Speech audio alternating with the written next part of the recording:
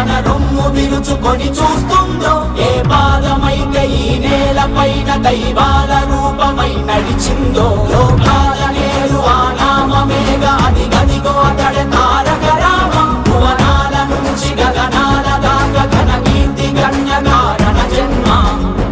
ఎంత పుణ్యం చేసుకుందో వెండి తెర నిన్ను కనగా, ఎంత కీర్తి పొందెనేమో పాత్రలేని కలతో. రఘుకుల రాముడు నీవే, గోకుల కృష్ణుడు నీవే, హరుడు శ్రీహరుడు అన్నీ నీవేగా. సూర్య చంద్రాదుల తేజం విశ్వవిఖ్యాతుని రూపం, అన్నిటా తానై నిండిన ఆకాశం.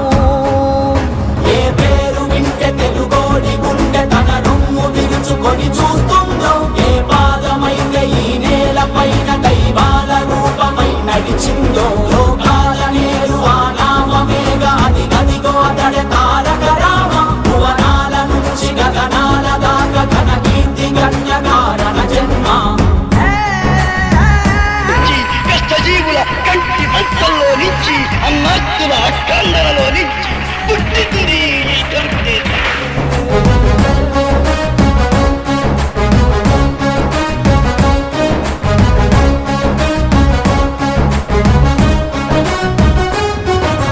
వజ్రాలు వెలిసినట్టు ఆ నవ్వు వెలుగు చూడు, ఒళ్ళంత కళ్ళు చాలవే. బంగారు కొండలాంటి ఆమెని ఛాయ చూస్తే రెప్పంటూ కొట్టలేములే. తెలుగోడి పౌరుషాన్ని తన భుజము కెత్తుకున్న దమ్మున్న మారాజులే. మన మీద దిద్ది ఉన్న మదరాసి అన్న మాట ఉద్యమించి తుడిచివేసలే. తెలుగు జాతంటే ఏంటో అస్తినకు తెలిసేలాగా యుద్ధమే చేసిన వాడే రామన్న.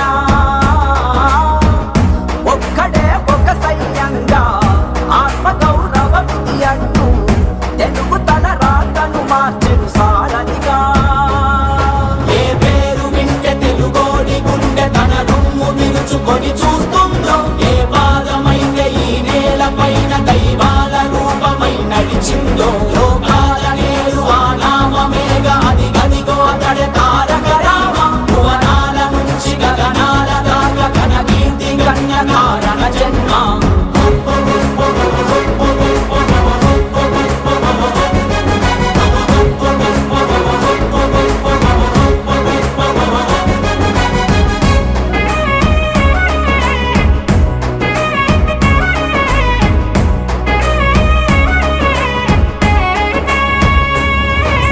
రామన్న రాజ్యమంటే ఇట్టాగే ఉంటదంటూ చేతల్లో చేసి చూపెనే.